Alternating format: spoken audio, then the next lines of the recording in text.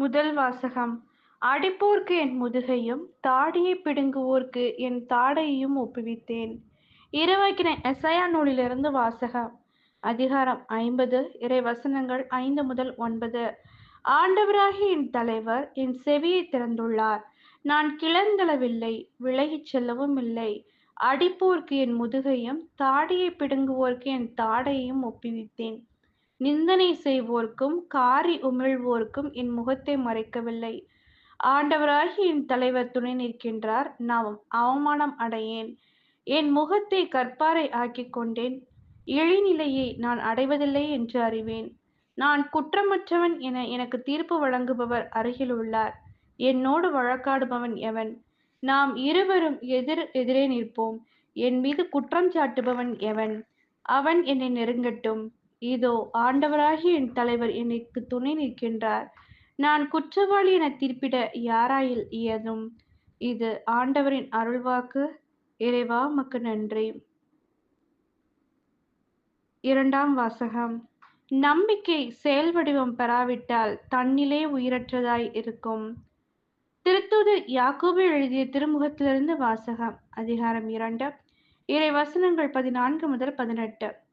என் சகோதர சகோதரிகளே, தம்மிடம் நம்பிக்கை உண்டு எனச் சொல்லும் ஒருவர் அதை செயல்களிலே காட்டாவிட்டால் அதனால் பயனென்ன? அந்த நம்பிக்கை அவரை மீட்க முடியுமா? ஒரு சகோதரன் அல்லது ஒரு சகோதரி போதிய உடையும் அன்றாட உணவும் இல்லாதிருக்கும் போது அவர்கள் உடலுக்கு தேவையான எவற்றையும் கொடாமல் உங்களுள் ஒருவர் அவர்களை பார்த்து, நலமே, சென்று வாருங்கள், குளிர் காய்ந்து கொள்ளுங்கள், பசியாற்றிக் கொள்ளுங்கள் என்பாரன்னால் அதனால் பயனென்ன? அதே போலவே நம்பிக்கை செயல் வடிவம் பெறாவிட்டால் தன்னிலே உயிரற்றதாய் இருக்கும். ஆனால் ஒருவரிடம் நம்பிக்கை இருப்பது போல இன்னொருவரிடம் செயல்கள் இருக்கின்றன என யாராவது சொல்லலாம். அதற்கு என் பதில், செயல்கள் இன்றி எவ்வாறு நம்பிக்கை கொண்டிருக்க முடியும் என காட்டுங்கள்.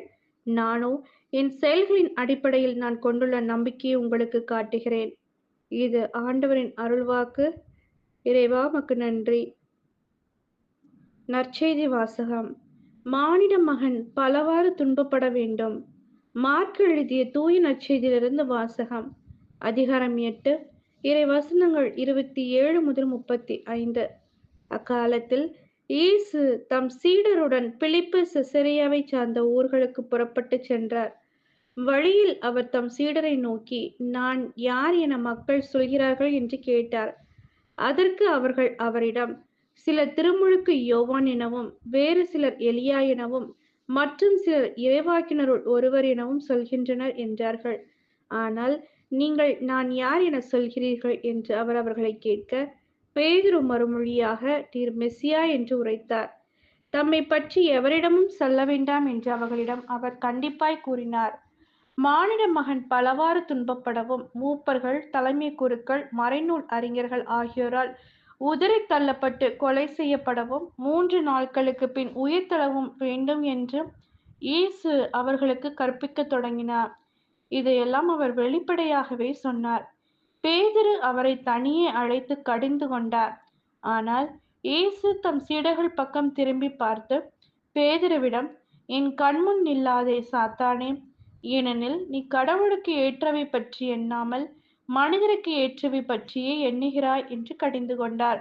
பின்பு அவர் மக்கள் கூட்டத்தையும் சீடரையும் தம்மிடம் வரவழைத்து, என்னை பின்பற்ற விரும்பும் எவரும் தன்னலம் துறந்து தம் சிலுவையை தூக்கி கொண்டு என்னை பின்பற்றட்டும்.